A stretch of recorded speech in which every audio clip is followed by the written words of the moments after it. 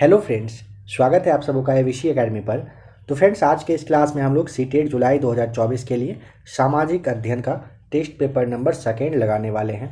आज के इस क्लास में भी आपको 60 सवाल बताए जाएंगे, जिसमें कि आपको पता है 40 सवाल जो है हिस्ट्री, पॉलिटी और ज्योग्राफी का रहेगा।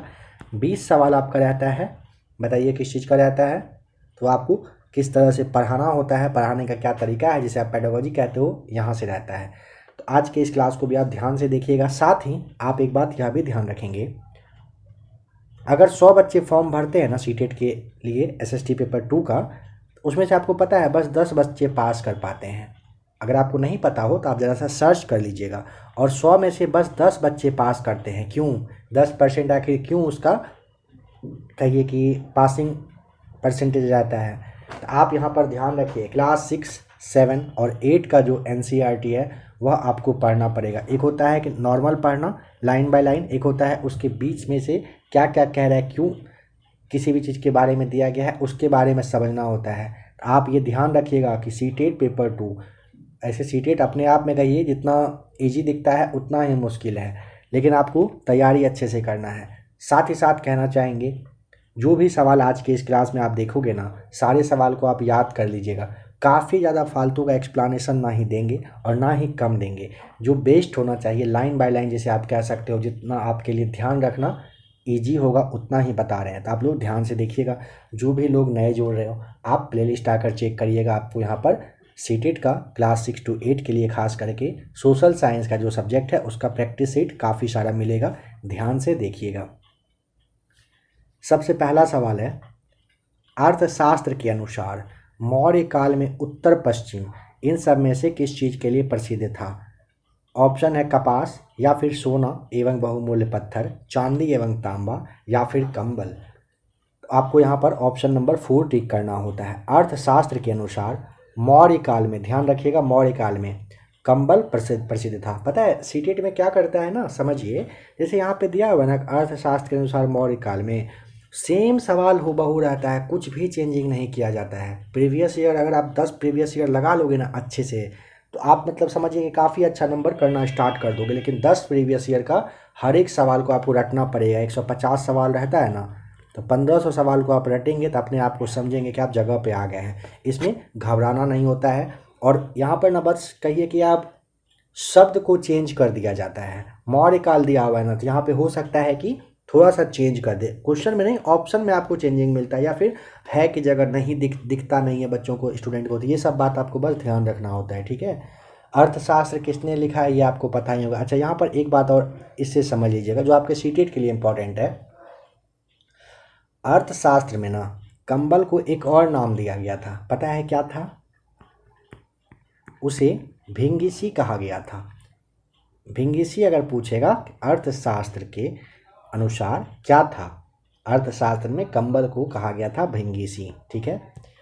नंबर 32 है, एम्फोरा एक क्या है? बहुत बार ये सारे सवाल आ चुके हैं। कह रहा है कि इटली का सिक्का, लाल चमकदार बर्तन, लंबा एवं दोनों तरफ हत्थे लगा जार, या फिर छिद्रयुक्त बर्तन। क्या था बताइए? देखिए ऑप्शन नंबर तीसरा सही जवाब है। एम्फोरा एक लंबा एवं दोनों तरफ हत्थे लगा जार हुआ करता था, ठीक है। अच्छा, इसे एक और नाम दिया गया था, इसे भी आप ध्यान रख लीजिएगा।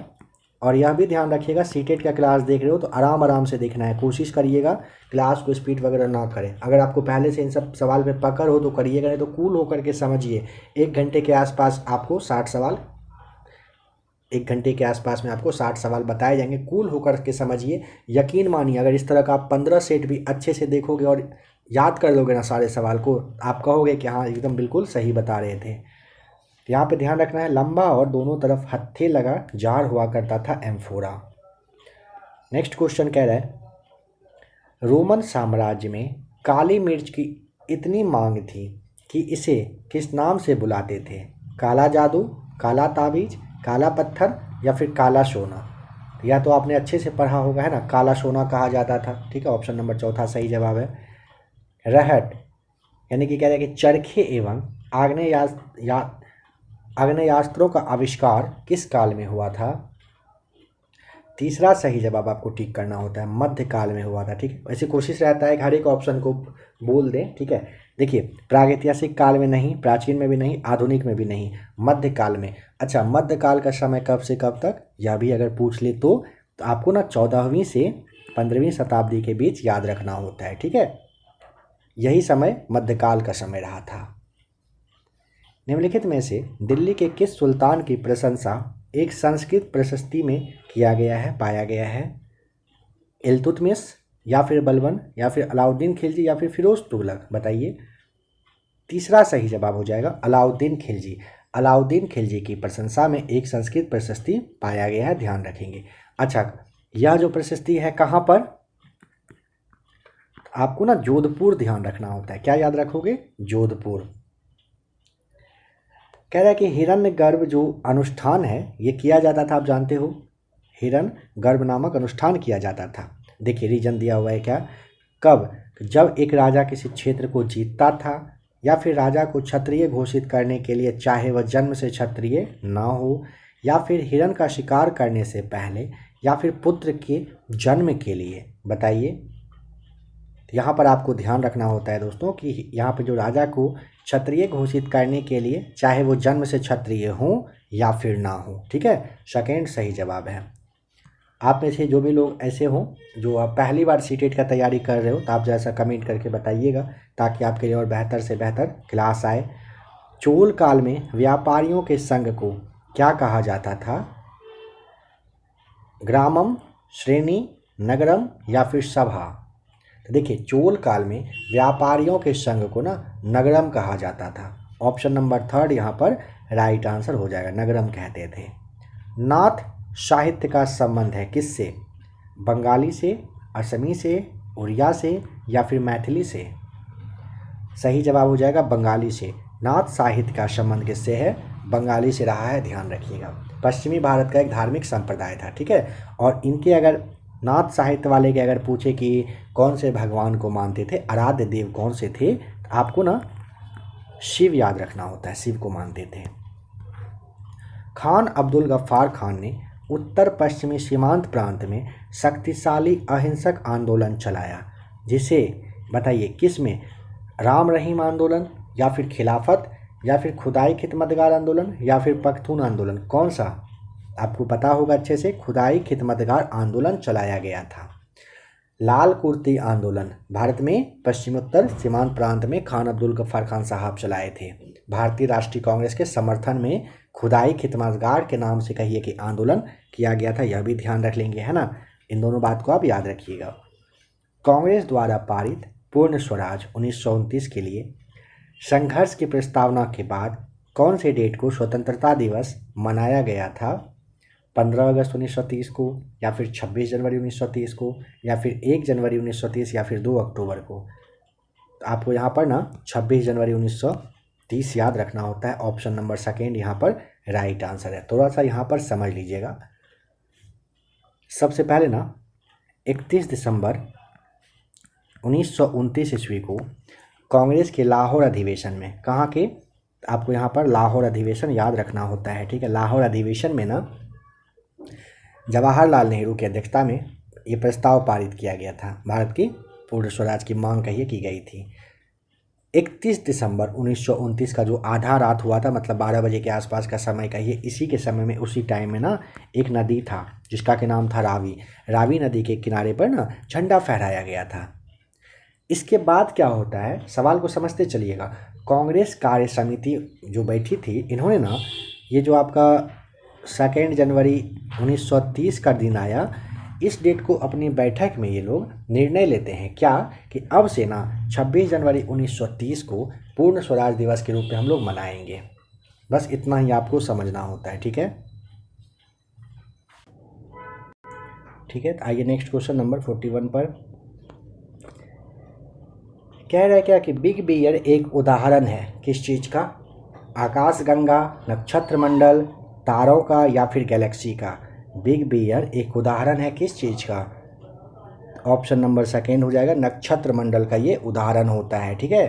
तारा का एक समूह कहिए या फिर आप नक्षत्र मंडल कहिए, दोनों एक ही बात है। नेक्स्ट क्वेश्चन कह रहे हैं कि पृथ्वी से चंद्रमा का केवल एक ही भाग दिखाई पड़ता है, क्यों? अगर आपने सीट नंबर फर्स्ट देखा होगा तो उसमें भी हम लोग इस सवाल पे बात किए थे, याद है ना। देखिए कह रहा है क्या, राइट आंसर को ही देख लीजिए, काफ़ी ज़्यादा एक्सप्लेनेशन यहाँ पे ऑप्शन का ज़रूरत वैसे नहीं है। कह रहा है ना कि चंद्रमा को पृथ्वी के चारों ओर चक्कर लगाने में तथा अपने अक्ष पर घूमने में जो लगने में समान समय लगता है, बस इसी वजह से। लास्ट वाले क्लास में हम लोग बात किए थे चंद्रमा को पृथ्वी के चारों ओर चक्कर लगाने में और अपने अक्ष पर घूमने में सेम समय लगता है 27 घंटे 7 मिनट और 45 सेकेंड। और यहाँ पूछे कितना इसका एरिया, तो 57% एरिया भाग जो है इसका दिखाई पड़ता है पृथ्वी से। चंद्रमा लगभग, पृथ्वी से अगर आप चंद्रमा को देखोगे ना, लगभग 57% भाग दिखता है, याद रखेंगे। पृथ्वी अपने अक्ष पर घूमती है पश्चिम से पूर्व की ओर, उत्तर से दक्षिण की ओर, पूरब से पश्चिम की ओर, या फिर दक्षिण से उत्तर की ओर। सही जवाब हो जाएगा नंबर फर्स्ट, पश्चिम से पूरब की ओर। पृथ्वी अपने अक्ष पर पश्चिम से पूरब की ओर घूमती है। जैसे जैसे हम पूर्वी गोलार्ध से पश्चिमी गोलार्ध की ओर जाते हैं, देशांतर रेखाओं का आकार क्या होता है? बढ़ता है, घटता है, समान रहता है, या फिर पहले बढ़ता है फिर घटता जाता है, क्या होता है?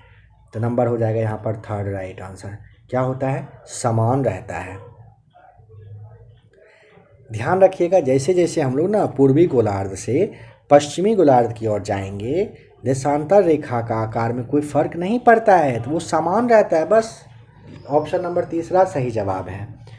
नंबर 45 यानी कि 15वां सवाल है हम लोगों का। कह रहा है पृथ्वी दिवस कहलाता है। पृथ्वी दिवस क्या कहलाता है? जितने समय तक सूर्य पृथ्वी पर एक विशेष स्थान पर चमकता है, क्या इसे पृथ्वी दिवस कहते हैं? जी नहीं, गलत है। ग्रीनविच का मानक समय कहलाता है क्या पृथ्वी दिवस? नहीं। पृथ्वी द्वारा अपने अक्ष पर घूमने में लिया गया समय? हाँ, सही है। पृथ्वी द्वारा सूर्य के चारों ओर परिक्रमा में लिया गया समय नहीं। नंबर जो थर्ड है ये सही है। पृथ्वी द्वारा अपने अक्ष पर घूमने में लिया गया समय को हम लोग पृथ्वी दिवस के नाम से जानते हैं। याद रहेगा, बिल्कुल याद रखना है इसे।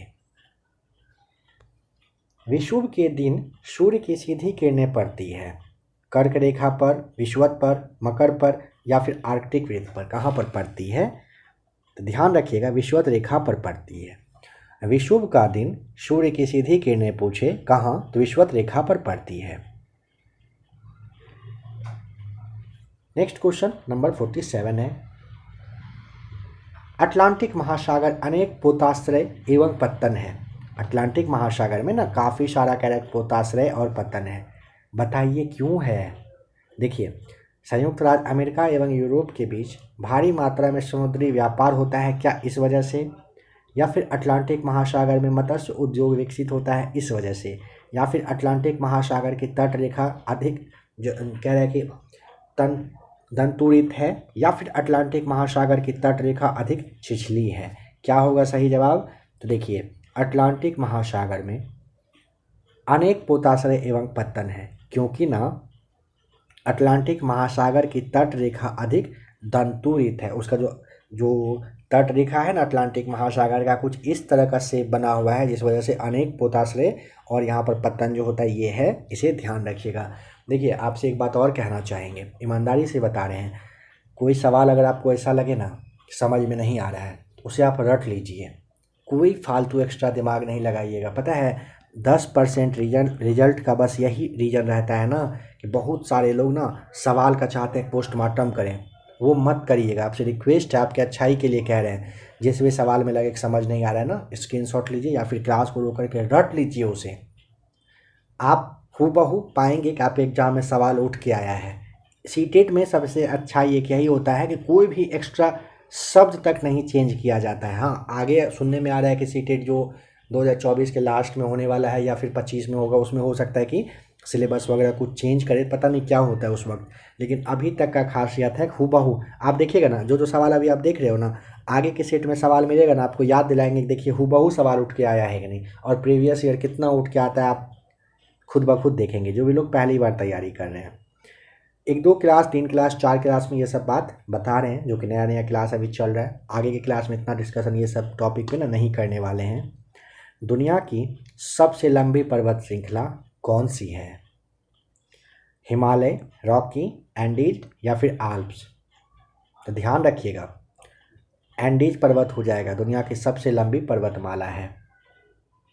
पता है कितना किलोमीटर लंबी है? आपको याद रखना होता है 7,000 किलोमीटर लंबी है ये पर्वतमाला, ठीक है। एकांकागुआ का नाम आपने सुना होगा। एकांकागुआ ना एंडीज पर्वत की सबसे ऊंची चोटी है, और अगर उसकी ऊंचाई पूछे तो आपको 7,021 मीटर बताना होता है एकांकागुआ की। भारत में उष्णकटिबंधीय वर्षा वन पाए जाते हैं। मध्य प्रदेश में, हिमाचल प्रदेश में, अंडमान निकोबार द्वीप समूह में या फिर राजस्थान में। अंडमान निकोबार द्वीप समूह में आपको नंबर 3 यहाँ पर बताना होता है। भारत में उष्णकटिबंधीय वर्षा वन कहाँ पर पाए जाते हैं? तो अंडमान निकोबार द्वीप समूह में पाए जाते हैं। लौटते मानसून के समय आर्द्र पवनें बहती हैं। ऑप्शन नंबर 2 स्थल से समुद्र की ओर बहती हैं। याद रखिएगा, लौटते मानसून के समय आर्द्र पवन बहती हैं। कैसे, कब, किधर से, क्या? तो आपको बताना होता है मानसून के लौट जाने का समय, मानसून का जो ये निवर्तन करके कुछ होता है ये कहा जाता है, ठीक है। और स्थल से समुद्र की ओर इसका सही जवाब हो जाएगा। निम्नलिखित में से किसे पृथ्वी का फेफड़ा कहा जाता है? किसे कहते हैं? ब्राज़ील के उष्णकटिबंधीय सदाबहार वन को, या फिर मध्य अमेरिका के उष्णकटिबंधीय पर्णपाती वन को, या फिर चीन के शीतोष्ण सदाबहार वन को, या फिर चिली के शीतोष्ण पर्णपाती वन को कहते हैं पृथ्वी का फेफड़ा? तो आपको ध्यान रखना होता है, नंबर 1 हो जाएगा। ब्राज़ील के उष्णकटिबंधीय सदाबहार वन को क्या कहते हैं? पृथ्वी का फेफड़ा कहते हैं। विश्व का सबसे बड़ा नदी बेसिन कौन सा है बताएं? गंगा नदी बेसिन, नील नदी बेसिन, मिसिसिपी नदी बेसिन या फिर अमेजन नदी बेसिन? यहाँ पर सही जवाब हो जाएगा ऑप्शन नंबर 4, अमेजन नदी बेसिन को कहते हैं विश्व का सबसे बड़ा नदी बेसिन कहते हैं, ठीक है। मलोका क्या है? मलोका क्या है? एक जनजाति है, एक प्रकार का घर है, एक वन्य पशु है, या फिर मलक्का का निवासी है? बताइए मलोका क्या है? तो मलोका क्या है? एक वन्य पशु होता है मलोका। कोलंबिया जनजाति, एक सेकेंड,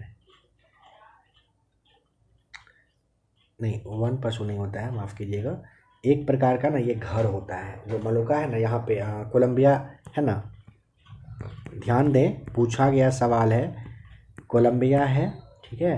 तो कोलंबिया जनजाति का एक प्रकार का ये घर होता है, कौन सा? मलोका, ठीक है। नेक्स्ट क्वेश्चन नंबर 54, संसाधनों का सतर्कतापूर्वक उपयोग करना तथा उन्हें नवीनीकरण के लिए समय देना क्या कहलाता है?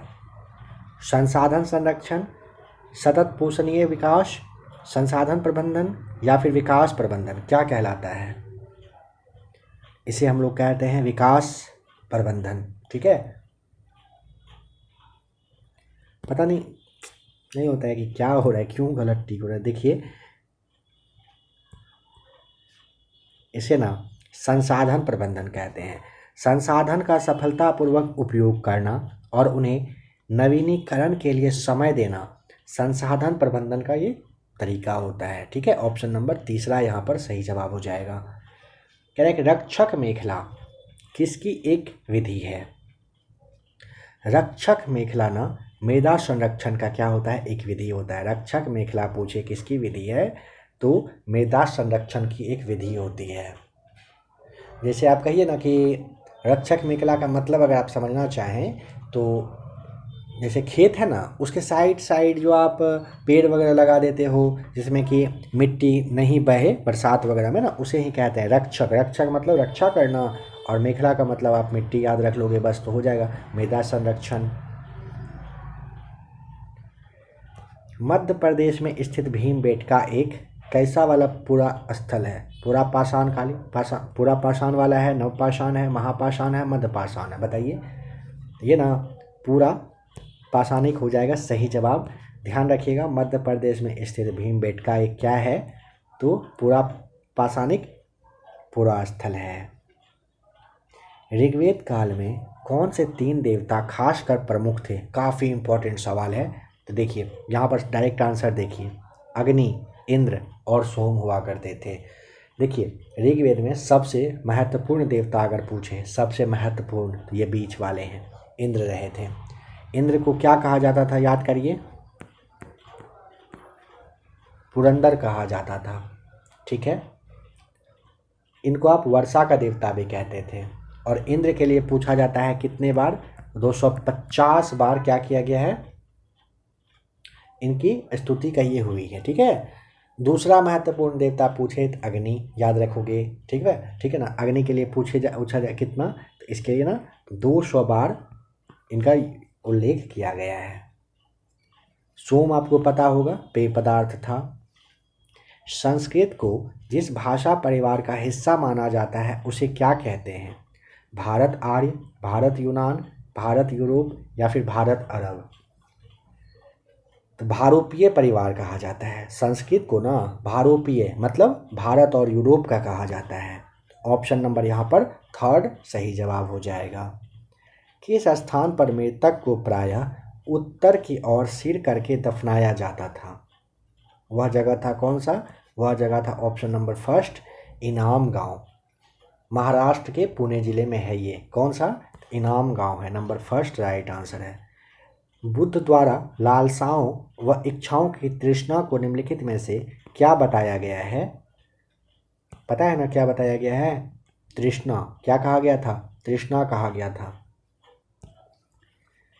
उत्पादों की ब्रांडिंग करने से, बताइए, उत्पादों की ब्रांडिंग करने से क्या होता है, इसकी बिक्री बढ़ती है या फिर बाजार में उपलब्ध दूसरे उत्पाद इसे भिन्न कर देते हैं, या फिर उपभोक्ताओं के लिए आकर्षक बन जाता है, या फिर उपभोक्ताओं को खुदरा मूल्य पर छूट मिल जाता है, बताइए। देखिए ब्रांडिंग करने से क्या होता है ना, नॉर्मल है, इसमें ज़्यादा कुछ रॉकेट साइंस लगाना नहीं है, ज़्यादा लगाएंगे तो आप कंफ्यूज करेंगे, मेरा बात याद रखिएगा।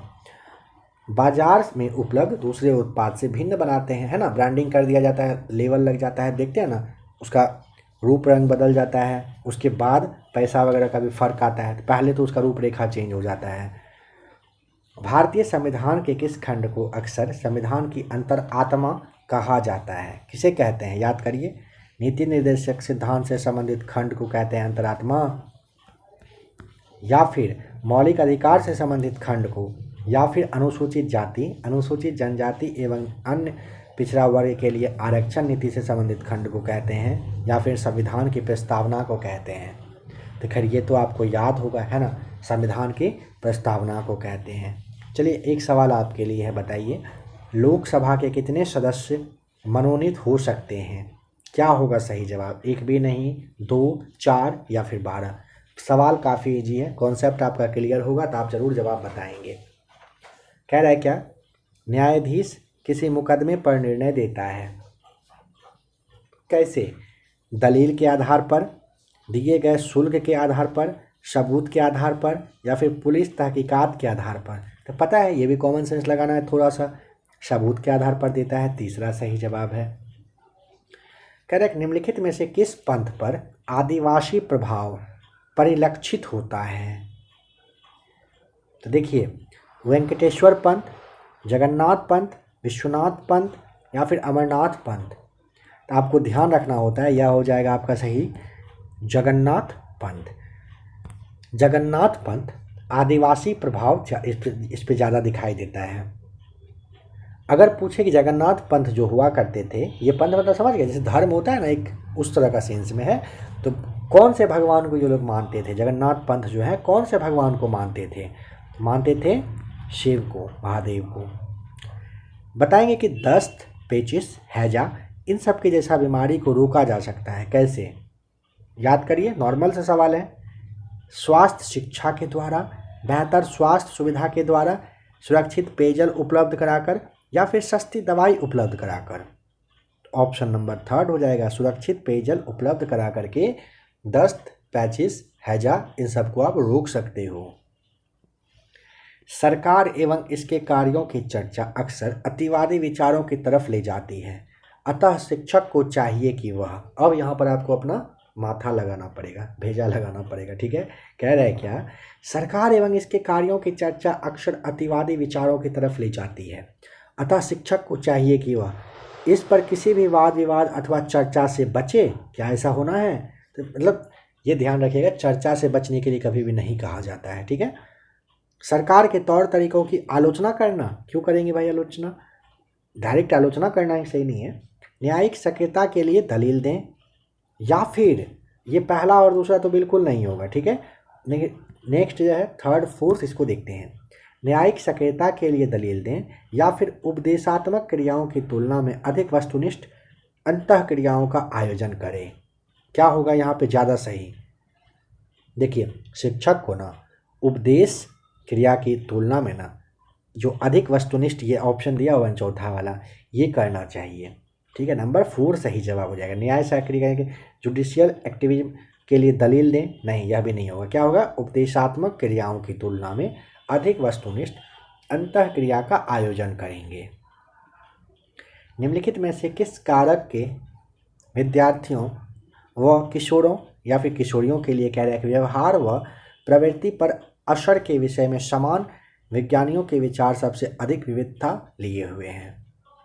कह रहा है कि निम्नलिखित में से किस कारक के विद्यार्थियों व किशोरियों या फिर कहिए किशोर के व्यवहार और प्रवृत्ति पर असर के विषय में समान वैज्ञानिक के विचार सबसे अधिक विविधता लिए हुए हैं? परिवार, विद्यालय, टेलीविज़न या फिर सहपाठी?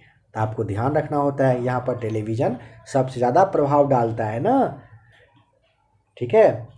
सबसे ज़्यादा आपको ये कौन सा कारक, कौन सा फैक्टर है, तो आपको पता होगा टेलीविज़न, मोबाइल फ़ोन बच्चों के लिए क्या भी कर रहा है। कहने का बस वही मतलब है। निम्नलिखित में से कौन सी विधि सामाजिक विज्ञान कक्षा में शिक्षार्थियों की शैक्षिक गतिविधियों पर बिताए गए समय को बढ़ाने के लिए सर्वोत्तम है? सोचिए ज़रा सा क्या होगा। निम्नलिखित में से कौन सा एक्टिविटी कह रहा है सामाजिक विज्ञान यानी कि सोशल साइंस कक्षा में बच्चों की शैक्षिक गतिविधि मतलब पढ़ने के लिए, समझने के लिए सबसे अच्छा समय मतलब कौन सा, उसके लिए आप क्या करोगे तो होगा? क्या होगा कि सप्ताह में आप 3 बार गृह कार्य देंगे? नहीं, होमवर्क पे अच्छा कार्य नहीं होता है, ठीक है। नेक्स्ट है, नए विषय पर उन पर चर्चा करने से पहले सभी शिक्षार्थियों को अलग अलग परियोजनाएं देना या फिर रुचि बनाए रखने हेतु दिए जा रहे व्याख्यान में अधिक से अधिक नई सामग्री रखना या फिर ठीक पाठ योजना व प्रत्येक गतिविधि के लिए नियत समय का पालन करना? बताइए क्या होगा, सोचिए। दे रहे हैं कुछ सेकंड का टाइम, सोचिए। यहाँ पर सोचना ही पड़ेगा इस तरह के सवाल में आपको।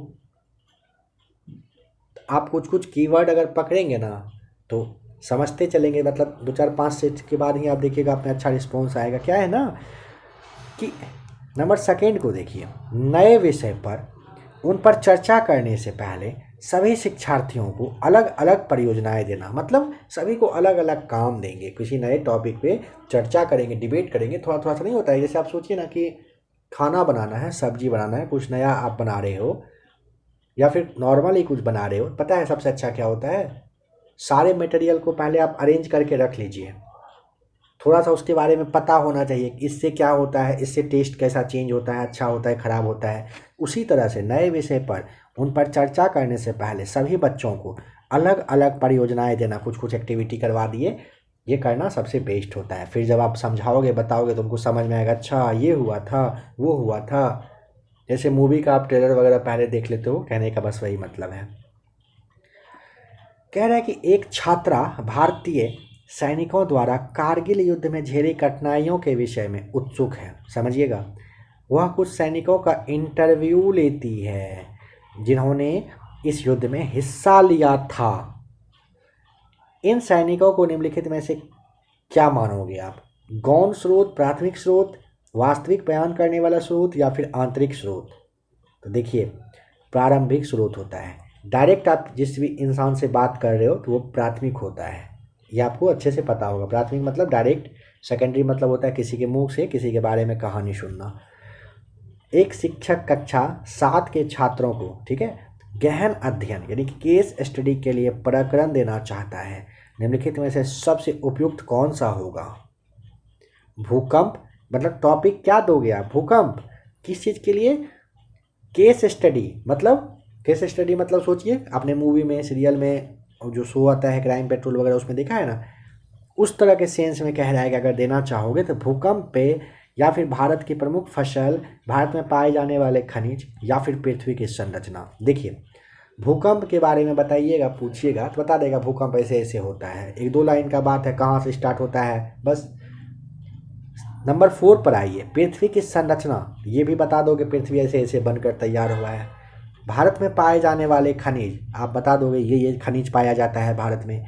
और भारत की प्रमुख फसल के बारे में कहेंगे ना, इसमें ज़्यादा पता है ना, फसल एक दो तरह का होता है क्या, नहीं ना, याद करिए फसल कितने तरह का होता है, जो भी चीज़ खाते हो सब चीज़ फसल से जुड़ा हुआ और हर कुछ अलग अलग चीज़ से बनता है। तो भारत की जो प्रमुख फसल है ना, ये क्या हो जाएगा, ये छात्र को गहन अध्ययन यानी कि केस स्टडी के लिए काफ़ी ज़्यादा अच्छा रहेगा। नेक्स्ट क्वेश्चन कह रहा है, व्यक्तिक चुनाव की तुलना में अवलोकन योग्य तथ्यों को ध्यान में रख निष्कर्ष निकालना निम्नलिखित में से क्या कहलाता है। तर्कना, मुक्त साहचर्य, आत्मकेंद्रिता, या फिर मस्तिष्क उद्वेलन। आपको याद रखना होगा मुक्त साहचर्य कहला, एक सेकंड क्या कहा था, निम्नलिखित में से व्यक्तिक चुनाव की तुलना में अवलोकन योग्य तथ्यों को ध्यान में रख निष्कर्ष निकालना है ना, तो ये आपका तर्क हो जाएगा। निष्कर्ष निकालेंगे आप, किसी भी मूवी को देखने के बाद आप उसके बारे में जो बताते हो सारांश, क्या क्या उसमें अच्छा खराबी था, रिव्यू देते हो, तर्क ना करते हो, तो वही तर्क हो जाएगा यहाँ पर। कह रहा है कि विभिन्न देशों में भूमि उपयोग को दर्शाने के लिए निम्नलिखित में से कौन से शिक्षण सामग्री उपयुक्त होगी, बताइए। फ्लो चार्ट, तुलनात्मक चार्ट, समय रेखा, वेन आरेख। तो यहाँ पर अभी दो आपको बता दे रहे हैं, समझिए। एक होता है समय रेखा चार्ट। समय रेखा क्या होता है, जैसे आपसे पूछा जाए कि बताइए कि अलाउद्दीन खिलजी का टाइम पीरियड कब से कब तक था, आप बताओगे इतना से इतना लग रहा था।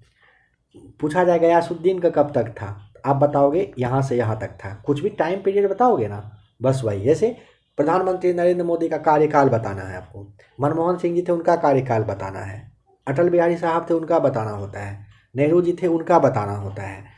टाइम पीरियड जो होता है वो समय रेखा होता है, ठीक है, तो ये हो गया। लेकिन यहाँ पे क्या कहा, निम्नलिखित देशों में भूमि उपयोग को दर्शाने के लिए ना, भूमि उपयोग पूछा ना, तो यहाँ पर आप ना तुलनात्मक चार्ट बताओगे। तुलनात्मक चार्ट, अलग अलग देश में भूमि के उपयोग को दर्शाने के लिए तुलना करना पड़ता है। समय रेखा आपको बताए, फ्लो और वेन आरेख किसी और क्लास में, मतलब अगले क्लास में आएगा, उस वहाँ पर देखेंगे। बस दो को याद रख लीजिएगा। एक शिक्षक अपनी पाठ योजना में छात्र मौर्य वंश के पतन के कारणों को क्या कह रहा है, कारणों को बता सकेंगे। अनुदेशात्मक उद्देश्य लिखता या फिर लिखती है, यह उद्देश्य किसके अंतर्गत आएगा, बताइए। देखिए यह ना अवबोध के तहत आता है, याद रखिएगा आप। अवबोध के तहत मतलब अंडरस्टैंडिंग जो है ना, इसमें विस्तार होगा, इसमें कहिए कि इंक्रीज करेगा बच्चा, बढ़ेगा आगे, ठीक है। कह रहा है निम्नलिखित में से किसके अतिरिक्त सभी सृजनात्मक चिंतन के अभिलक्षण हैं।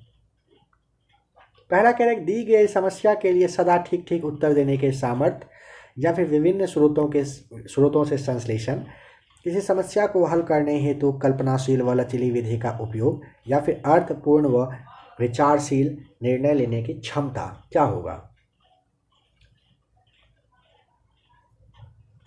सृजनात्मक चिंतन के अभिलक्षण पूछा जाए ना, तो दी गई समस्या के लिए सदा ठीक ठीक उत्तर देने के सामर्थ्य जो है ना, यही हो जाएगा। क्या होगा, मतलब इसके अतिरिक्त, समझ रहे हो क्या कह रहा है, देखिए शायद हम समझा नहीं पाए। कह रहा है ना, दी गई समस्या के लिए सदा ठीक ठीक आप अगर उत्तर दोगे, उसमें सामर्थ्य हो, कैपेबल हो, सक्षम हो, तो इसका मतलब है कि आपको सवाल रटा हुआ है ना।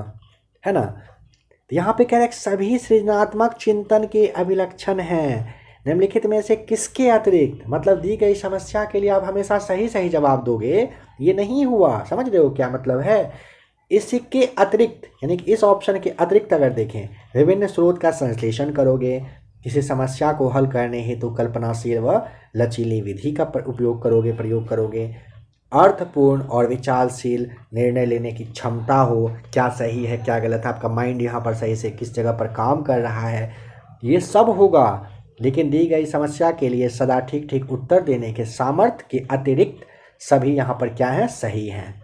आशा है कि अब आप समझ गए होंगे, है ना।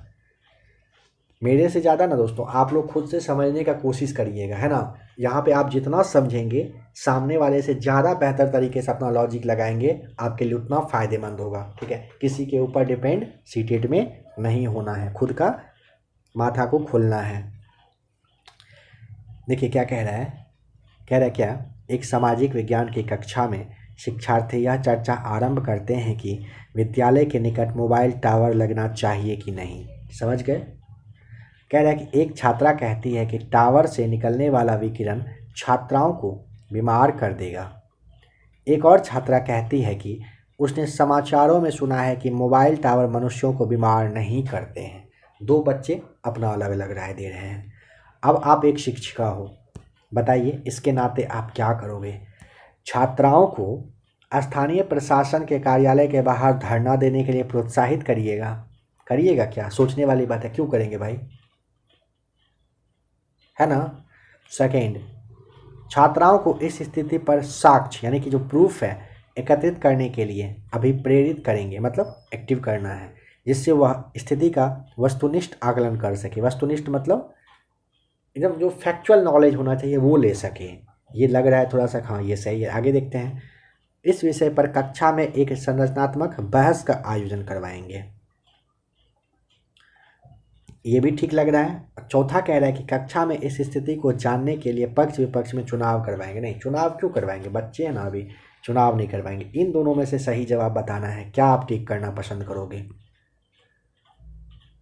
तो देखिए, शिक्षिका होने के नाते, शिक्षक होने के नाते आप ना साक्ष्य एकत्रित करने के लिए कहेंगे, जिससे कि वह अच्छा कुछ एक्टिविटी मतलब समझ पाए क्या सही है क्या गलत है। इस विषय पर कक्षा में एक संरचनात्मक बहस आयोजन करेंगे। लड़ाई झगड़ा नहीं करवाना है, बहस उस तरह का सेंस में नहीं करवाना है, पहले प्रूफ तो हो, डेटा तो हो, क्या सही है क्या गलत है। तो यहाँ पर सेकेंड सही जवाब है। राष्ट्रीय पाठ्यचर्या रूपरेखा 2005 के अनुसार उच्च प्राथमिक स्तर पर सामाजिक विज्ञान की विषय वस्तु निम्नलिखित में से किन विषयों से ली जानी चाहिए। समझ गए क्या कह रहा है। 2005 के अकॉर्डिंग, 2005 के ऐसे भी आप सोचिए ना क्या होगा इन सब में से। इतिहास, नागरिक शास्त्र या भूगोल, इतिहास, भूगोल, राजनीतिक शास्त्र व अर्थशास्त्र, या फिर पर्यावरण विज्ञान, इतिहास, नागरिक शास्त्र व भूगोल, या फिर आपदा प्रबंधन, इतिहास, राजनीति शास्त्र व मूल्यपरक शिक्षा। तो देखिए कंफ्यूज नहीं ना किया, यहाँ पे नहीं करिएगा। इतिहास, भूगोल, राजनीति शास्त्र और अर्थशास्त्र, यही सब आप पढ़ते हो तो यही सब लेना होता है। निम्नलिखित में से किस संदर्भ में समय रेखा सबसे उपयुक्त होगा। समय रेखा अभी जस्ट बताए थे, अब यहाँ पे ज़्यादा टाइम नहीं देंगे। किसी राजवंश का सारांश प्रस्तुत करना हो, समय रेखा याद कर लीजिएगा। मानचित्र पर किसी स्थान को दर्शाना संबंधित है कहाँ से, किस चीज़ से। मानचित्र है, मैप लगा हुआ है और आप वहाँ पर जाके बता दे रहे हो कि यहाँ पे ये है, यहाँ पे दिल्ली है, यहाँ मुंबई है, यहाँ पटना है, यहाँ लखनऊ है, यहाँ झारखंड रांची है। बताओ कैसे, ज्ञान से, समझ से, अनुप्रयोग से या कौशल से। तो यहाँ पे ना दोस्तों ज्ञान पे मत जाइएगा, कौशल से आपको बताना होता है। ठीक है, कहाँ से, कौशल से सही जवाब हो जाएगा। कह रहा है कि बच्चों को कानून का बहुत कम अनुभव होता है। ठीक है, इसलिए कानून पर परिचर्चा करते समय यह महत्वपूर्ण है कि शिक्षक, पता है ना बच्चों को कानून पर बहुत कम अनुभव होता है, तो कानून के सभी पहलुओं को सुस्पष्ट करें या फिर परिचित संदर्भों से अधिक उदाहरण दें, या फिर केवल बाल अपराध से संबंधित कानून की चर्चा करें। केवल सब तो बहुत हद तक नहीं ही चलता है, कानून के प्रति डर पैदा करें, तो यह भी नहीं होगा। अब बताइए पहला दूसरा में से आप क्या टिक करोगे। कानून के सभी पहलुओं को सुस्पष्ट करेंगे या फिर परिचित संदर्भ से अधिक उदाहरण देंगे। देखिए परिचित संदर्भ से अधिक उदाहरण देंगे, सही जवाब हो जाएगा। नंबर 81 कह रहा है कि एक सामाजिक विज्ञान की शिक्षिका द्वारा कक्षा में प्रभावशील होने के लिए निम्नलिखित में से कौन सी विधि उपयोग में लाई जानी चाहिए। तो यहाँ पर राइट आंसर आप देख लीजिए। विचारोत्तेजक व रुचिपूर्ण गतिविधि द्वारा शिक्षार्थियों का विषय के प्रति आकर्षण को आप बढ़ाओगे। लग रहा है ना पॉजिटिव यहाँ पे आंसर। तो पेडागोजी टाइप का जो सवाल आएगा ना उसमें पॉजिटिविटी आप देख के भी पकड़ सकते हो। संविधान पर चर्चा करते समय यह महत्वपूर्ण है कि इसकी चर्चा ऐतिहासिक परिप्रेक्ष्य में की जाए ताकि छात्र जागरूक हो सके। क्यों? लोकतंत्र की मतलब क्या, लोकतंत्र की जड़ भारत में है, या फिर प्राचीन भारत में गणतंत्र फल फूल रहा था, या फिर उपनिवेश विरुद्ध संघर्षों का इस पर गहरा प्रभाव पड़ा। देखिए, अगर पूछा जाए ना कि संविधान पर चर्चा करते समय यह महत्वपूर्ण है कि इसकी चर्चा ऐतिहासिक परिप्रेक्ष्य में की जाए ताकि छात्र जागरूक हो सके, तो ऐतिहासिक परिप्रेक्ष्य अगर आपसे कहेगा ना, उपनिवेश विरुद्ध संघर्षों का इस पर जो गहरा प्रभाव पड़ा है, क्या इसे टिक करेंगे? हाँ, ये सही जवाब आपका हो जाएगा। नेक्स्ट क्वेश्चन नंबर 83 पर आइए। सामाजिक विज्ञान में परिणाम आधारित शिक्षार्थी अधिगम मॉडल निम्नलिखित में से किस पर प्राथमिक तौर पर केंद्रित होगा? समूह गतिविधि, भ्रमण एवं संकलित परीक्षाएं पर, कक्षा में पाठ्यक्रम का पूर्ण अध्ययन करवाना और सूचना आधारित शिक्षण व संकलित आकलन पर, या फिर अधिगम उद्देश्य अधिगम गतिविधि रचनात्मक व संकलित आकलन होगा, या फिर शिक्षा उद्देश्य नई शिक्षण पद्धति बोर्ड परीक्षा, क्या होगा? अधिगम उद्देश्य अधिगम गतिविधि रचनात्मक व संकलित आकलन, सही जवाब यहाँ पर तीसरा हो जाएगा। ठीक है। समाज विज्ञान यानी कि सामाजिक विज्ञान विषय वस्तु का उद्देश्य होना चाहिए कि किस उद्देश्य से आप पढ़ाओगे? तो देखिए, छात्रों को विश्व में होने वाली घटनाओं से परिचित करवाने के लिए पढ़ाओगे सामाजिक विज्ञान, या फिर छात्रों को परिचित सामाजिक यथार्थों का आलोचनात्मक अन्वेषण एवं उन पर प्रश्न उठाकर जागरूक बनाने से करोगे, या फिर छात्रों में राष्ट्रीयता की भावना का विकास किया जाए इसलिए पढ़ाओगे, या फिर विकसित देश के बारे में जानकारी दी जाए? चलिए बताइए, चारों में से आप क्या टिक करोगे? सवाल क्या कहा है? सामाजिक विज्ञान विषय वस्तु का उद्देश्य होना चाहिए। क्या होना चाहिए? तो सामाजिक विज्ञान का ना उद्देश्य होता है छात्रों को परिचित सामाजिक यथार्थों का आलोचनात्मक अन्वेषण, अन्वेषण मतलब जांच पड़ताल खोजबीन करना, और उन पर प्रश्न उठाकर जागरूक बनाया जाए। सही जवाब है। कह रहे हैं कि हमारे जैसे विविधतापूर्ण समाज में पाठ्य पुस्तक इस प्रकार की होनी चाहिए कि वे बच्चों का अच्छा नागरिक बनाने के सरकार के दृष्टिकोण को प्रतिबिंबित करें, या फिर वे विवादित मुद्दों से दूर रहें, या फिर सभी क्षेत्रों एवं सामाजिक समूहों का उनसे जुड़ाव हो, या फिर अलग अलग क्षेत्रों के लिए अलग अलग पाठ्य पुस्तक हो। तो देखिए, सभी क्षेत्रों और सामाजिक समूहों का उनसे जुड़ाव हो। ठीक है। सामाजिक विज्ञान वगैरह का ना सबसे ज़्यादा खास काम क्या होता है? सभी का रिस्पेक्ट करना, सभी धर्म को मानना, सभी धर्म का केयर करना। 86 राष्ट्रीय पाठ्यचर्या रूपरेखा 2005 सामाजिक विज्ञान विषय में शिक्षण उद्देश्य शिक्षार्थियों को निम्नलिखित में से किस सामर्थ्य के लिए तैयार करना है? राजनीतिक निर्णय की आलोचना के लिए, सामाजिक राजनीतिक वास्तविकता का विश्लेषण करने के लिए, या फिर देश की सामाजिक राजनीतिक स्थिति के विषय में सूचना का स्मरण करने के लिए। इन्हीं तीनों में से कहीं राइट आंसर दिख रहा है, बताइए आप कहाँ जाओगे? राष्ट्रीय पाठ्यचर्या रूपरेखा 2005 ना सामाजिक राजनीतिक वास्तविकता का विश्लेषण करने के लिए हो जाएगा। Option number second right answer. संयुक्त राज्य अमेरिका में नागरिक अधिकार आंदोलन चलाया गया था, क्यों? इसका राइट आंसर देख लेते हैं। समान अधिकार तथा नस्ल भेद को समाप्त करने की मांग करने के लिए किया गया था। ठीक है। अच्छा, यहाँ पर एक और फैक्ट आपको बता दे रहे हैं। 1955 से 1968 तक चला था। मुख्यमंत्री का चुनाव होता है कैसे होता है? बहुत ही ईजी है ना। चुनाव में बहुमत प्राप्त करने वाली पार्टी के विधायक के द्वारा चुना जाता है। Number second right answer. निम्नलिखित में से कौन सा लिंग मूलक भेदभाव प्रदर्शित करता है, बताइए?